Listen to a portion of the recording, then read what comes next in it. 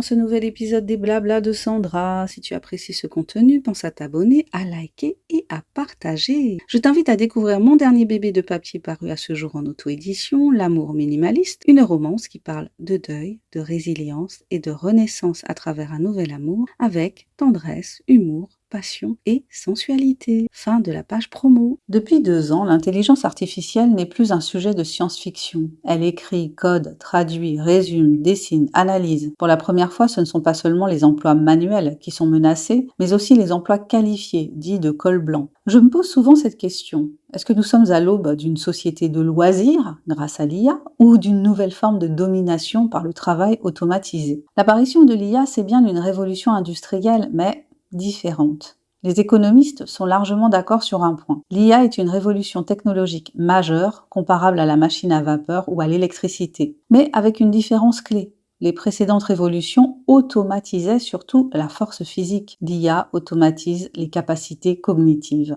47% des emplois aux États-Unis présentent un risque élevé d'automatisation à moyen terme. Le FMI, le Fonds monétaire international, en 2024, estimait que 60% des emplois dans les économies avancées seront affectés par l'IA. Environ la moitié pourrait être négativement impactée. Perte de tâches, pression salariale. L'IA libère-t-elle du travail ou le reconfigure-t-elle? Historiquement, aucune révolution technologique n'a créé du chômage de masse durable, mais elle a toujours détruit des métiers, créé de nouveaux rôles, déplacé la valeur. Le problème aujourd'hui, c'est la vitesse. Selon l'OCDE, Organisation de coopération et de développement économique, les travailleurs hautement qualifiés sont désormais les plus exposés. La transition risque d'être plus rapide que la capacité de reconversion. Ce n'est donc pas la fin du travail, mais une division marquée entre une minorité très qualifiée et productive et une majorité fragilisée ou précarisée. Avec le développement de l'IA pour remplacer de plus en plus de salariés,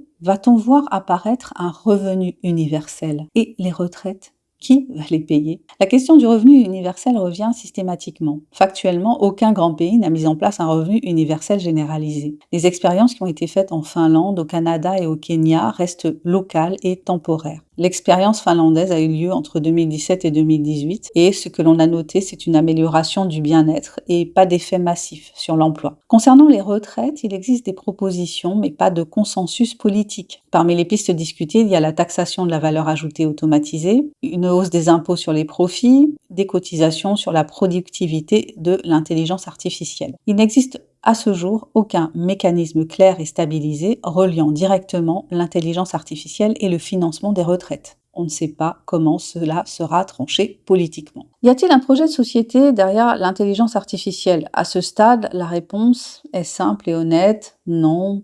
Pas de projet de société globale pour le moment. L'intelligence artificielle est principalement développée par des acteurs privés, guidés par des logiques de compétitivité et de rentabilité, et son usage est régulé a posteriori. Mais des cadres récents portent sur la sécurité, la conformité, les usages à risque, pas sur la redistribution des gains de productivité. L'intelligence artificielle pourrait être une opportunité inattendue pour les créatifs et l'auto-édition. Allons voir du côté de la créativité et de l'auto-édition.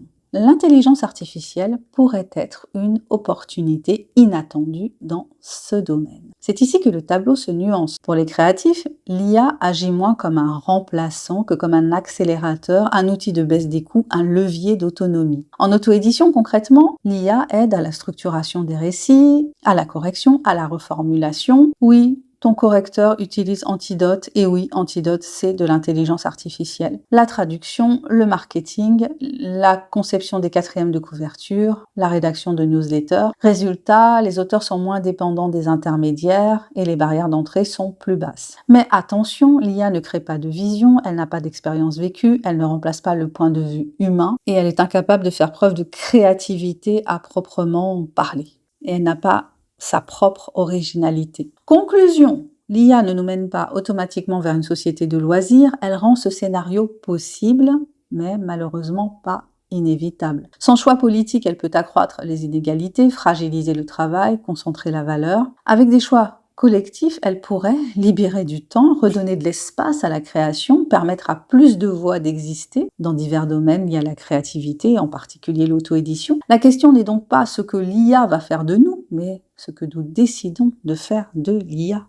Merci d'avoir écouté cet épisode des Blabla de Sandra. Si tu as aimé cette réflexion, n'hésite pas à partager ce podcast et à me dire quel est ton point de vue sur la question. Je te dis à très bientôt pour un nouvel épisode des Blabla de Sandra. Allez, abonne-toi, commente si tu l'oses, like et partage. Et pense à découvrir mon dernier bébé de papier paru à ce jour, L'amour minimaliste, une romance qui parle de deuil, de résilience et de renaissance à travers un nouvel amour avec tendresse, humour, passion et sensualité. Bye bye!